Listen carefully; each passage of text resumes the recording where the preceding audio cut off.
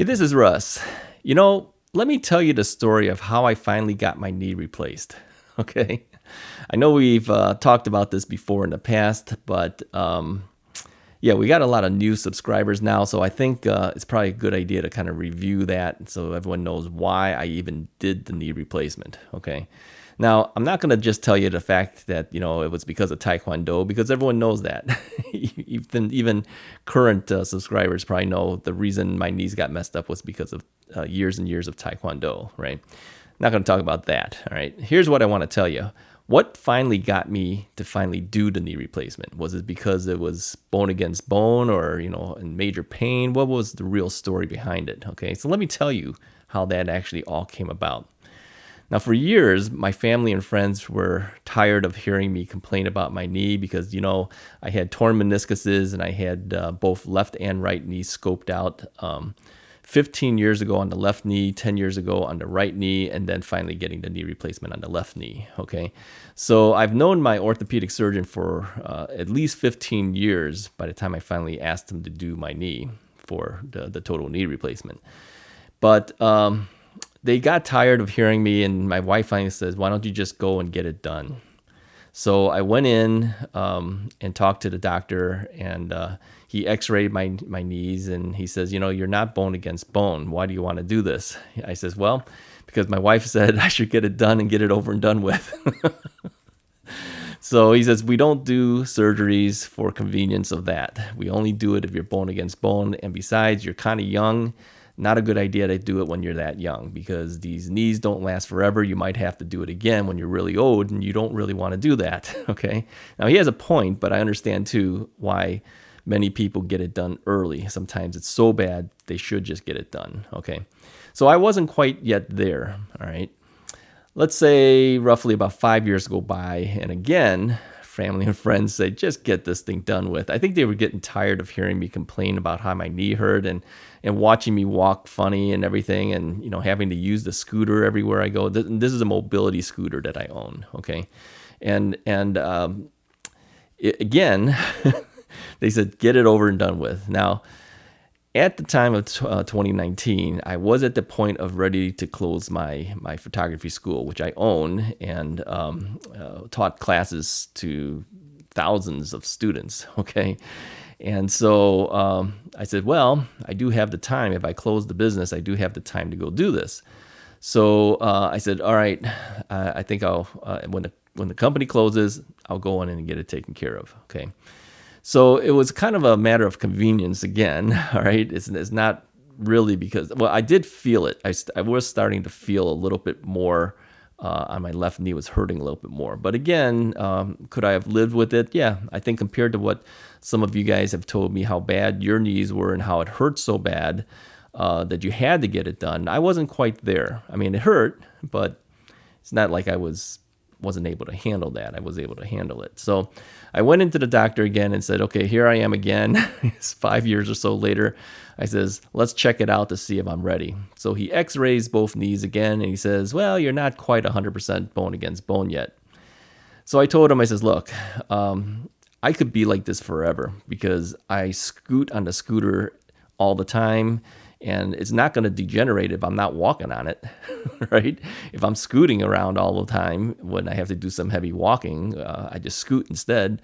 I says, I could go another 10 years. So really, let's just get it done with because my quality of life has really diminished a lot because all I'm doing now is riding the scooter. I'd like to be able to start walking and doing things where I can just use my own 2 feet to do that. So because of the fact that I had a diminished usage of things because of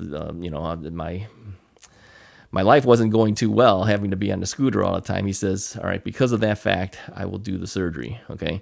So that is how I got about doing the knee replacement, okay? Now, after he opened me up and checked me all out, he came back and did tell me after I woke up from the surgery, he says, you actually were bone against bone.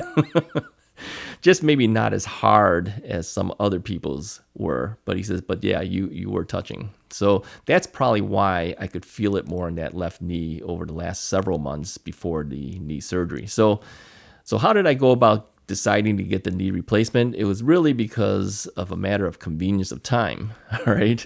Because the school had finished, people were hounding me to get it done with, and so I finally got it done. Now, let's talk about this prompting from friends and family, okay?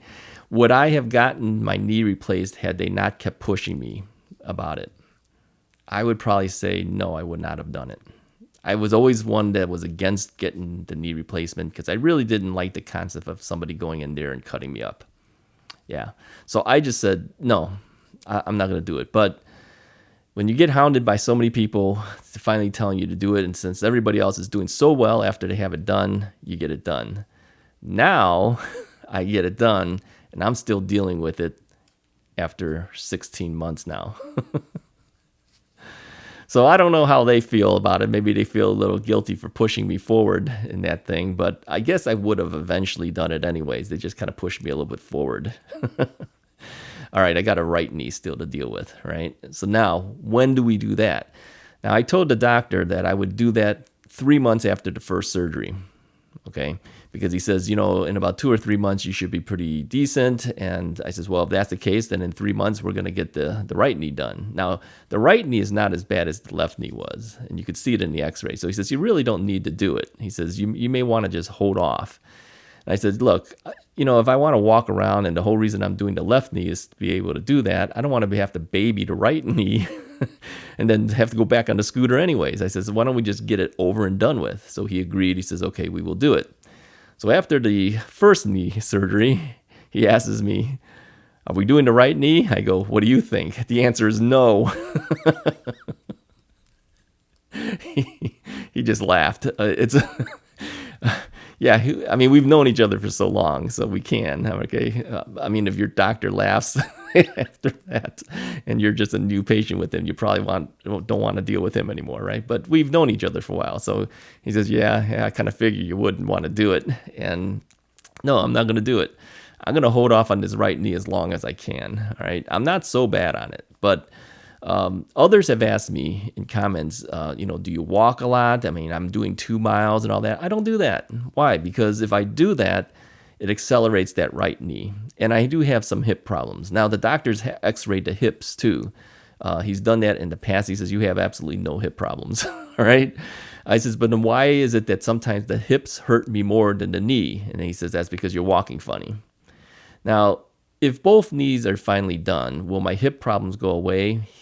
It might, but somehow I have my doubts. Somehow I feel it's probably going to be a hip thing down the road too. So I don't want to accelerate that by walking so much that, to the point where my hips hurt me more than my knees.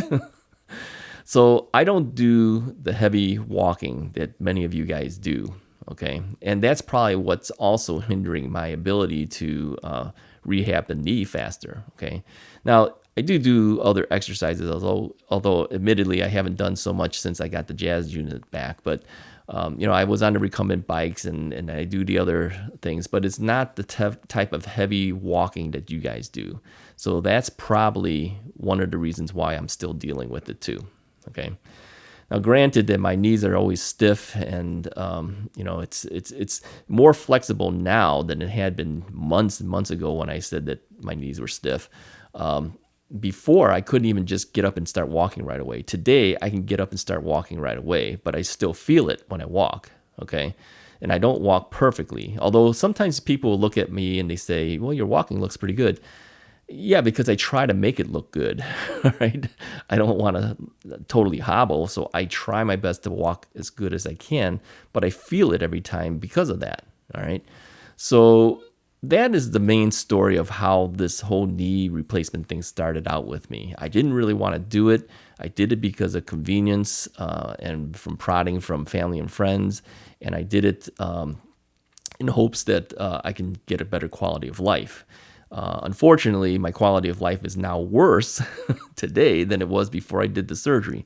Because if you had seen me walking around before the surgery, you would swear I never had any problems with my knee. Because short-term little walking around the office or walking in the house and stuff, you would never know that I had any type of knee problem because I walk perfect. Today, you would definitely know I have a knee problem because I don't walk well. Okay.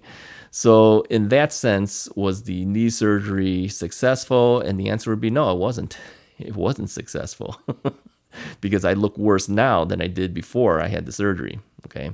And I feel it more now on a constant basis than I did before the surgery. Okay.